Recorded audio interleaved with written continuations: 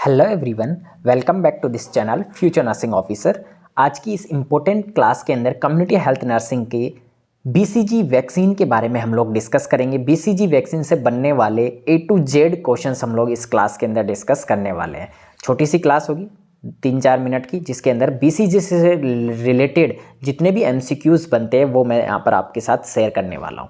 तो बीसीजी की vaccine, BCG के बारे में हम लोग डिस्कस करेंगे। बीसीजी वैक्सीन, बीसीजी की फुल फॉर्म आपको आनी चाहिए, बैसिलस कालमेटेग्यूरिन, जो कि कब डिस्कवर हुई थी? 1921 के अंदर बीसीजी की वैक्सीन डिस्कवर हुई थी।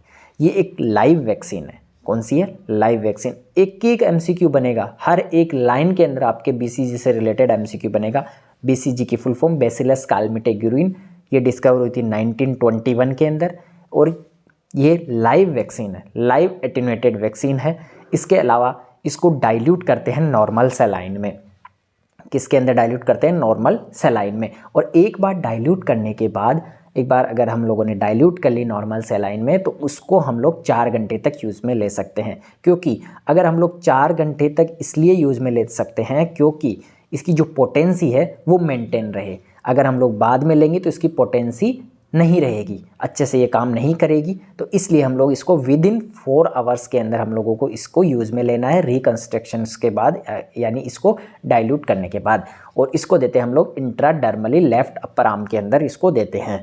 अगर कई बार ऐसा हम लोगों को रहता है ऐसा कि अगर स्कार, सभी को पता है कि स्कार बनता है लेफ्ट अपर आर्म के ऊपर बीसीजी वैक्सीन देने के बाद, लेकिन अगर स्कार नहीं बना है तो ऐसे सिचुएशन के अंदर री एडमिनिस्टर नहीं करना है वैक्सीन को। ये एक ही बार लगता है बीसीजी वैक्सीन, ठीक है। लेफ्ट अपर आर्म के अंदर इंट्राडर्मली इसको हम लोग देते हैं। बीसीजी प्रोटेक्ट करता है एक्स्ट्रा पल्मोनरी टीबी को।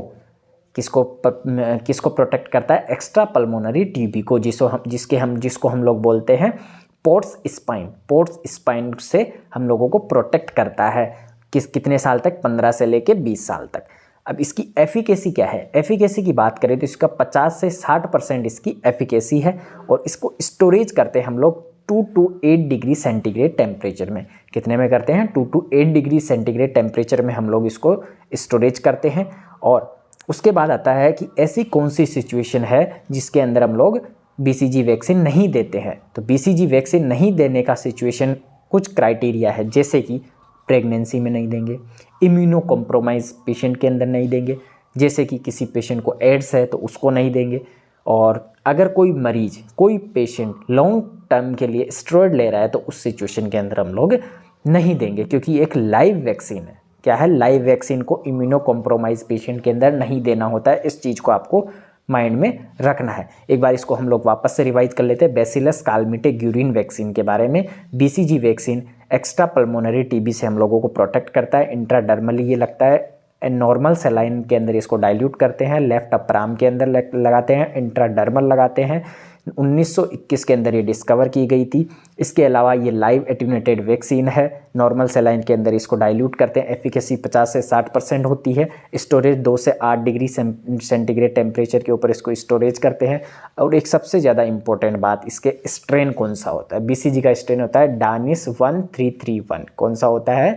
डानिस 1331 इसका स्ट्रेन होता है। कभी कभार स्ट्रेन के ऊपर भी आपसे क्वेश्चन पूछा जाता है। कॉन्ट्राइंडिकेशंस की बात करें, यानी इसको कौन सी सिचुएशन के अंदर बीसीजी वैक्सीन को नहीं देना है, तो प्रेगनेंसी के अंदर, इम्यूनो कॉम्प्रोमाइज पेशेंट के अंदर, और लॉन्ग टर्म कॉर्टिकोस्टेरॉइड या स्टेरॉइड अगर कोई पेशेंट ले रहा है तो उस सिचुएशन के अंदर, प्रेगनेंसी के अंदर हम लोगों को अवॉइड करना है बीसीजी की वैक्सीन।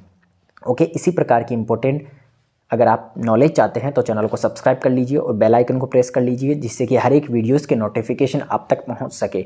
वीडियो के डिस्क्रिप्शन के अंदर दिए हुए लिंक से आप व्हाट्सअप ग्रुप और टेलीग्राम ग्रुप में जरूर ऐड हो जाइएगा, ताकि वहां पर भी आपको हर एक अपडेट मिलती रहे। Okay, thank you.